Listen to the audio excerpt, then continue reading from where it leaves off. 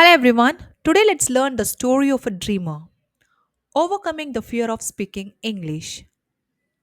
Once upon a time, there was a young girl named Lily who lived in a small village.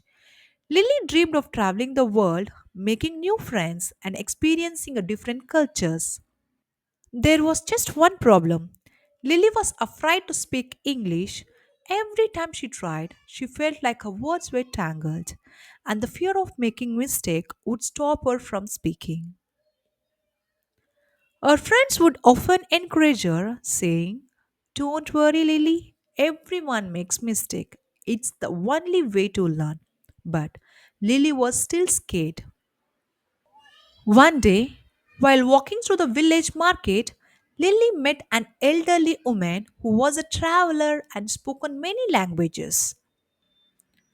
The woman noticed Lily's hesitance when she heard her say a few words in English, so she smiled and approached her.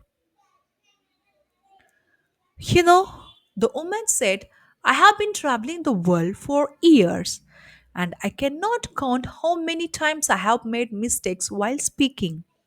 In fact, I make mistakes every day, but I have learned something powerful. Each mistake is a step closer to fluency, and every time you speak, you grow." Lily listened carefully as the woman continued. "The word does not remember your mistake, it remembers your courage. The courage to try, to speak, to express yourself. Don't wait for perfection, it doesn't exist. Speak and you will be amazed at how the world opens up to you." Inspired by the woman's wisdom, Lily made a promise to herself: the next time she had a chance to speak English, she would not shy away. She would speak with confidence, knowing that mistakes were a part of a journey. It did not matter if her sentences were not perfect, what matters was that she tried. Months passed, and Lily began to practice speaking English every day. Even if was just a few words, she made mistakes, of course.